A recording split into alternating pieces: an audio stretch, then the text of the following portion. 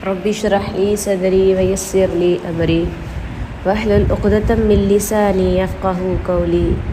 رب زدني علما اللهم ربنا زدنا علما اللهم صل على محمد وعلى آل محمد كما صليت على إبراهيم وعلى آل إبراهيم إنك حميد مجيد اللهم بارك على محمد وعلى آل محمد كما باركت على إبراهيم وعلى آل إبراهيم إنك حميد مجيد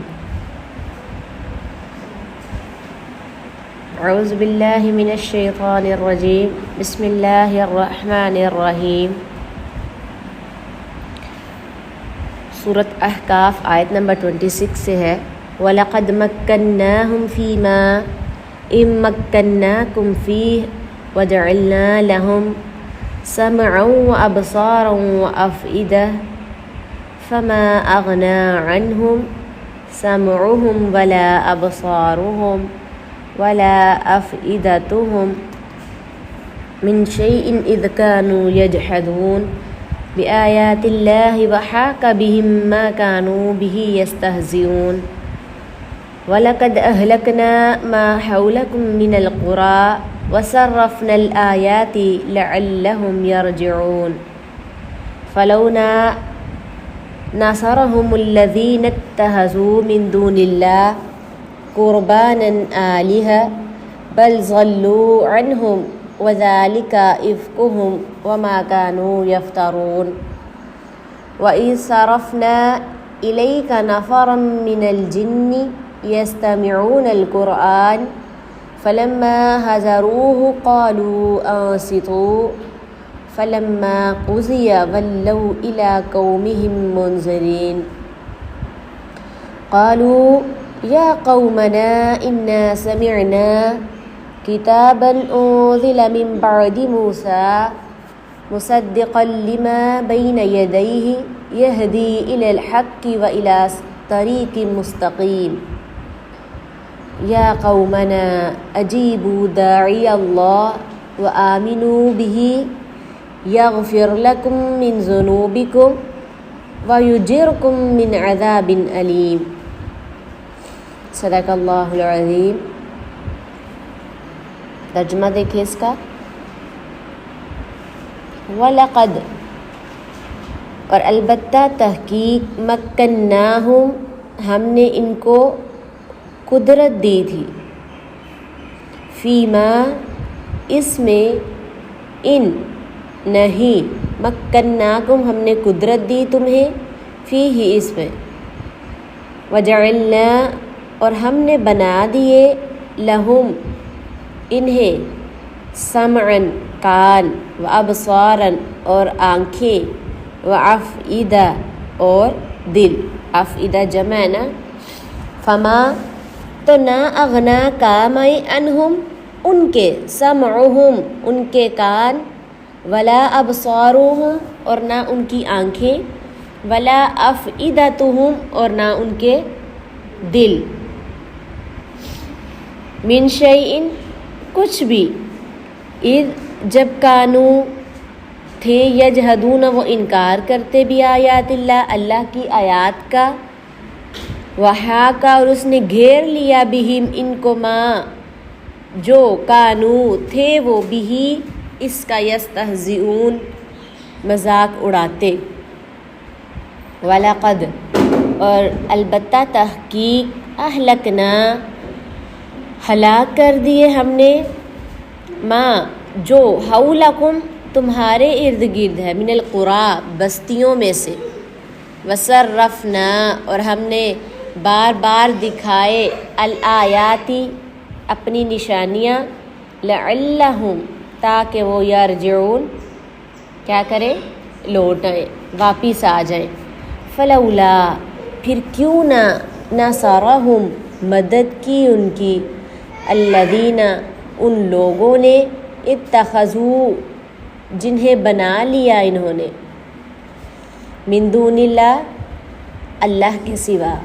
قربانن قرب حاصل کرنے کو آلیہتن کیا بنایا انہوں نے معبود، بلکہ ضلوا وہ گم ہو گئے، عنہم ان سے، وذالک اور یہ افکہم ان کا بہتان ہے، وما اور جو کانو تھے وہ یفترون وہ افطرا کرتے تھے، گھڑتے تھے ان سے، وَإِذْ اور جب صرفنا ہم نے پھیر لائے، الیکا آپ کی طرف، نفرن ایک جماعت، من الجن جنات کی، یستمعون وہ سنتے تھے، القرآن قرآن، فلما پس جب حضروہ وہ حاضر ہوئے ان کے پاس، قالو تو انہوں نے کہا، انصتو چپ رہو، فلما پھر جب قضیا تمام ہو گیا، پورا ہو گیا، ولو وہ لوٹے، الی قومہم اپنی قوم کی طرف، منذرین ڈر سناتے ہوئے، ڈرانے والوں میں سے، قالو تو انہوں نے کہا، یا قومنا اے ہماری قوم، انا بے شک، سمعنا ہم نے سنی، کتاباً ایک کتاب، انزلہ نازل کی گئی، من بعد موسیٰ علیہ السلام کے بعد، مصدقاً تصدیق کرنے والی ہے، لما اس کی، بین یدی جو اس سے پہلے تھی، یہدی کیا کرتی تھی وہ، یہدی وہ رہنمائی کرتی تھی، الی الحق حق کی طرف، و الی طریق اور راستے کی طرف، کون سے راستے کی طرف، مستقیم سیدھے راستے کی طرف، تو یا قومنا اے ہماری قوم، اجیبو قبول کر لو، داعی اللہ اللہ کی طرف بلانے والا، و آمنو اور ایمان لے آؤ، بھی اس پر، یغفر لکم بخش دے گا تمہیں، من ذنوبکم تمہارے گناہ، ویجرکم اور وہ پناہ دے گا تمہیں، من عذاب علیم کس کی، دردناک عذاب سے۔ تفسیر دیکھیں اس کی، وَلَقَدْ مَكَّنَّاهُمْ فِي مَا إِن مَكَّنَّاكُمْ فِيهِ، یعنی قریش مکہ کو یہ بات کہی جا رہی ہے کہ جسمانی ڈھیل ڈول، مال اولاد، قوت، سلطنت، غرض دنیاوی جتنے بھی اسباب ہیں جن پر ہم نے قوم عاد کو قدرت عطا کی تھی، تمہیں ان پر قدرت عطا نہیں کی، یعنی وہ بہت طاقتور قوم تھی۔ تو جب اللہ کے عذاب کے سامنے ان کی تمام تر جو قوت ہے، جو ان کی شان و شوکت ہے، تنکوں کی طرح اڑ گئی، تو تمہاری پھر کیا ہی بساط ہے، تمہاری پھر کیا ہی اوقات ہے، یعنی وہ تم سے ہر درجے ہر چیز میں زیادہ تھے۔ یہ بات اللہ تعالیٰ نے قرآن پاک میں متعدد مقامات پر فرمائی ہے، سورۃ روم میں بھی اس بارے میں آتا ہے، سورۃ مومن میں بھی آتا ہے، وَجَعَلْنَا لَهُمْ سَمْعًا وَأَبْصَارًا وَأَفْئِدَةً، اس سے کیا مراد ہے، حالانکہ وہ بہت سمجھدار تھے، یعنی ہم نے انہیں سننے کے لیے کان دیے، دیکھنے کے لیے آنکھیں، اور سوچ بچار کرنے کے لیے دل دیے تھے، مگر انہوں نے اللہ تعالیٰ کی آیات کو سننے اور اس کی نشانیوں کو عبرت کے لیے دیکھنے اور آخرت کی زندگی کے متعلق غور و فکر کرنے کی بجائے ان سے اتنا ہی کام لیا جو دنیا کے مال و متاع کے حصول کے لیے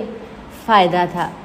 یعنی انہوں نے اپنی ساری طاقتیں، ساری قوتیں، سننے کی، دیکھنے کی، سمجھنے کی، یہ ساری اور ساری صرف کی کس لیے، دنیا کے لیے، دنیا کے کام میں عقل مند تھے، لیکن وہ عقل نہ آئی جس سے آخرت ان کی درست ہو، تو اللہ تعالیٰ کی آیات سنتے وقت ان کے کان کیا ہو جاتے، بہرے ہو جاتے تھے۔ یہ نہیں کہ ان کو سنائی نہیں دیتا تھا، بلکہ یہ کہ وہ سننا چاہتے نہیں تھے، بعض اوقات ایسے نا سنتے ہوئے بھی انسنا کر دینا،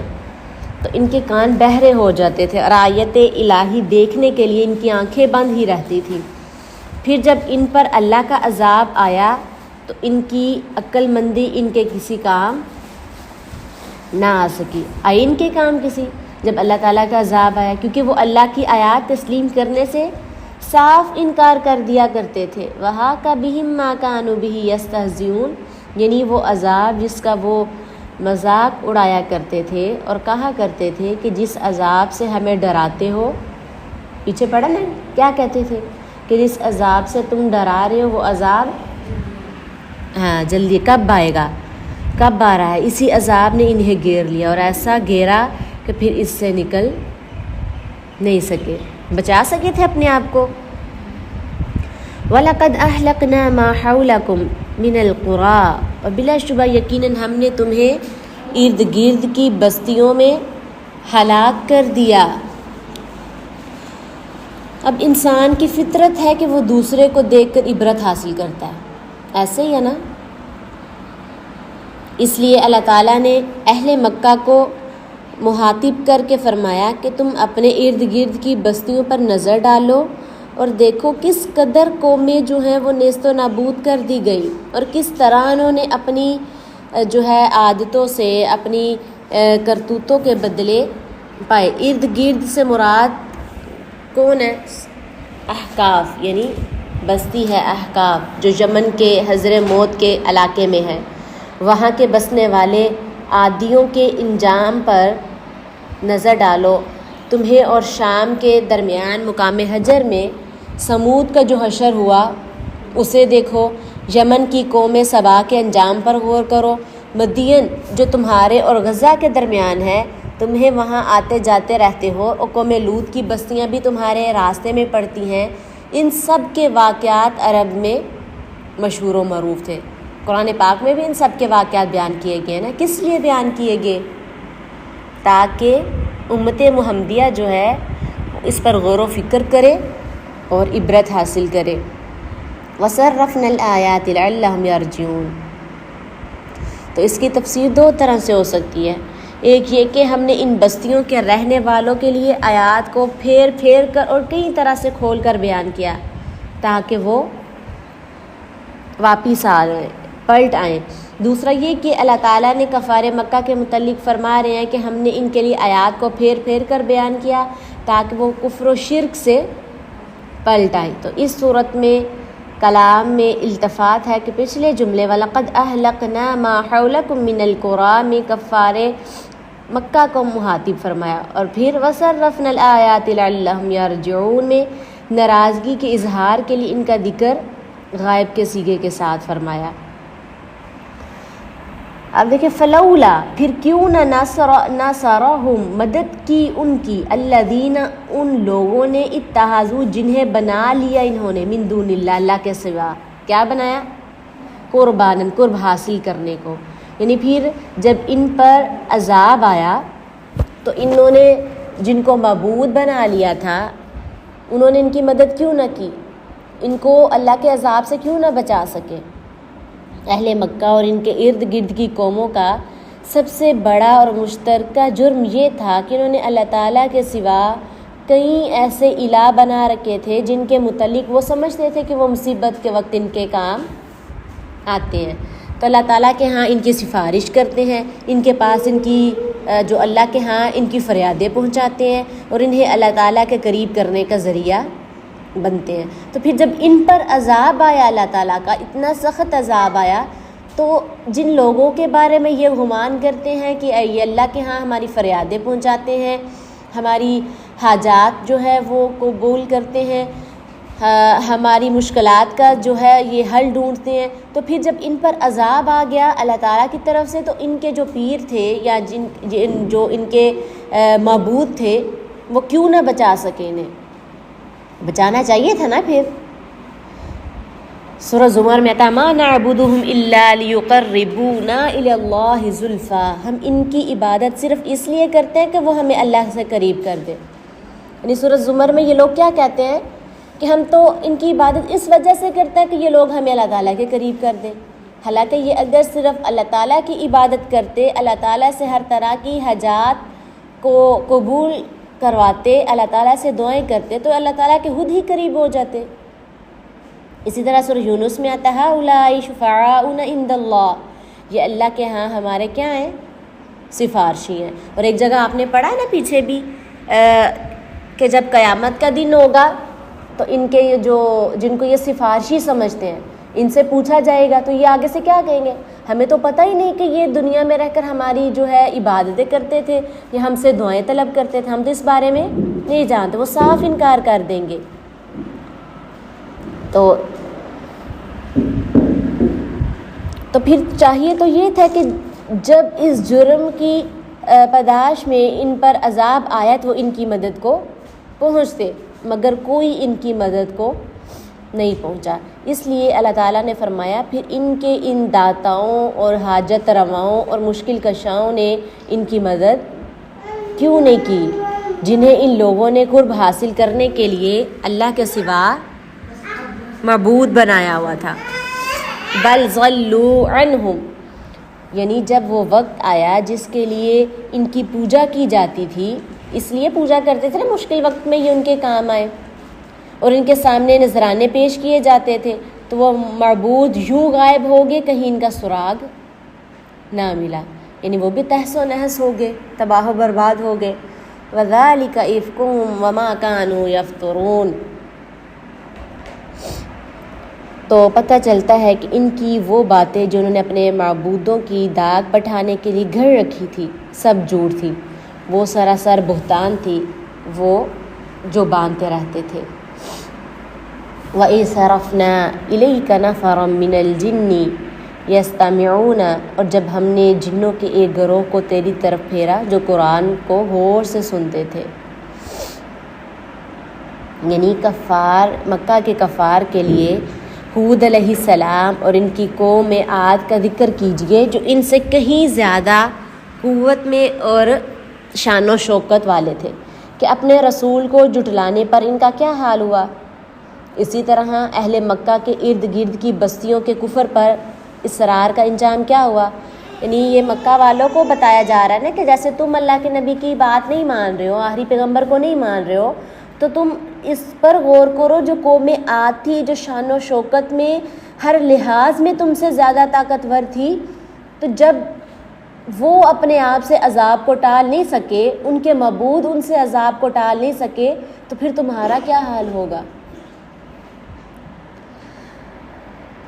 اسی طرح اہل مکہ کے ارد گرد کی بستیوں کے کفر پر اصرار کا انجام کیا ہوا، تاکہ اہل مکہ کو ان کے انجام سے عبرت ہو۔ یہ ساری باتیں کیوں کی جا رہی ہیں؟ تاکہ وہ عبرت حاصل کرے اور وہ کفر سے اور شرک سے باز آ جائے۔ وَإِذْ صَرَفْنَا إِلَيْكَ نَفَرًا مِنَ الْجِنِّ يَسْتَمِعُونَ الْقُرْآنَ، اور ان کفار کے لیے اس وقت کا ذکر کیجئے جب ہم نے جنوں کے ایک گروہ کا رخ آپ کی طرف پھیرا اور انہوں نے آپ سے قرآن سنا۔ مقصد کیا ہے؟ کفار مکہ کو شرم دلانا ہے کہ اپنے جنس انسان، اپنی نسل عرب، اپنی قوم قریش اور اپنے شہر مکہ میں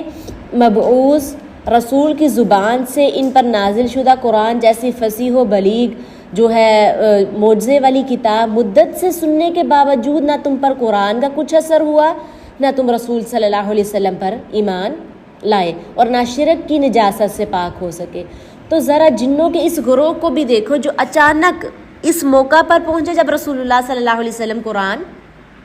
پڑھ رہے تھے، تو وہ رسول اللہ صلی اللہ علیہ وسلم کی جنس یا قوم کے فرد بھی نہیں تھے، بلکہ ایک الگ جنس سے تھے، شہر بھی ان کا کوئی اور تھا، راستے میں انہیں قرآن سننے کا اتفاق ہوا، رسول اللہ صلی اللہ علیہ وسلم کو علم بھی نہ تھا کہ جنوں کا کوئی گروہ میرا قرآن سن رہا ہے۔ اس کے باوجود ان کے طرز عمل اور اپنے طرز عمل کا موازنہ کرو۔ فلما حضروه قالوا انصتوا، جب وہ اس موقع پر حاضر ہوئے، یعنی جب رسول اللہ صلی اللہ علیہ وسلم قرآن پڑھ رہے تھے اور جنوں کا ایک جو گروہ تھا وقت تھا پاس سے گزرا، تو وہاں وہ رکے اور قرآن سننا شروع ہو گئے۔ فلما حضروه قالوا انصتوا، تو ایک دوسرے سے کہنے لگے خاموش ہو جاؤ، یعنی جن تھے آپ کی جنس میں سے بھی نہیں تھے، آپ کی قوم سے بھی نہیں تھے، پھر بھی انہوں نے خاموشی سے قرآن سنا، ایک دوسرے کو تاکید کی کہ خاموش ہو جاؤ تاکہ ہم غور سے قرآن سن سکیں۔ ان جنوں کو دیکھو کہ وہ اللہ تعالیٰ کی عطا کردہ توفیق سے خود ہی اس حکم پر عمل کر رہے ہیں جو سورۃ اعراف میں ہے، وَإِذَا قُرِئَ الْقُرْآنُ فَاسْتَمِعُوا لَهُ وَأَنصِتُوا لَعَلَّكُمْ تُرْحَمُونَ، کو جب قرآن پڑھا جائے تو اسے کان لگا کر سنو اور چپ رہو تاکہ تم پر رحم کیا جائے. اور اپنے آپ کو دیکھو، تمہاری روش وہ ہے جس کا ذکر اللہ تعالیٰ نے حامیم جو سجدہ میں فرمایا ہے، وقال الذین کفروا لا تسمعوا لهذا القرآن واللغوا فیہ لعلکم تغلبون، یعنی 26 آیت میں آتا ہے، اور ان لوگوں نے کہا جنہوں نے کفر کیا اس قرآن کو مت سنو اور اس میں شور کرو تاکہ تم غالب رہو. وہ ایک دوسرے کو خاموش رہ کر سننے کی تلقین کر رہے ہیں اور تم ایک دوسرے کو سننے کی تلقین سے روک رہے ہو. کم از کم سن تو لو تاکہ ان کی طرح رحم کا دروازہ تمہارے لیے بھی کھل سکے. تو آج کل اگر ہم اپنا محاسبہ کریں، جہاں قرآن پڑھا جا رہا ہے تو ہم کیا کرتے ہیں، یہاں تو آپس میں باتیں شروع کر دیتے ہیں، یا ہمارا دھیان جو ہے وہ ادھر ادھر ہو جاتا ہے، یا اگر گھر میں کوئی قرآن پاک کی تلاوت کی جا رہی ہے، قرآن لگا ہوا ہے، ہم جو ہے وہ موبائل یوز کرنے میں مصروف ہیں یا شور شرابہ ہے. کبھی ہم نے کسی ایک دوسرے کو یہ نہیں کہا کہ خاموش ہو جو قرآن کی تلاوت ہو رہی ہے. تو پھر ہم انسانوں پر رحم کیسے کیا جائے؟ تو یہی اللہ تعالیٰ فرما رہے ہیں کہ ان جنوں کی طرف دیکھو جو رسول اللہ صلی اللہ علیہ وسلم کے پاس سے اچانک سے گزرے جب آپ قرآن پڑھ رہے تھے، اور وہ ایک دوسرے کو کہنے لگے کہ خاموش ہو جاؤ تاکہ قرآن کی اچھے سے سمجھ آ سکے، قرآن سن سکے. تو اسی بات کا اللہ تعالیٰ کہہ رہے ہیں کہ ان جنوں کو دیکھو جو نہ آپ کی جنس سے تھے اور نہ آپ کی قوم سے تھے اور اچانک سے گزرے، اور تم یعنی کفار مکہ کو کہہ رہے ہیں کہ آپ لوگ جن میں نبی صلی اللہ علیہ وسلم اتنے عرصے سے رہ رہے ہیں، اتنے عرصے سے تبلیغ کر رہے ہیں، تو تم پھر بھی ایمان نہ لے کے آ سکے. فلما قضی ولوا الی قومہ منذرین، جب قرآن کی قرات پوری ہو چکی تو وہ نہ صرف یہ کہ خود ایمان لے آئے بلکہ اپنی قوم کو بھی کفر کے انجام سے خبردار کرنے کے لیے ان کی طرف واپس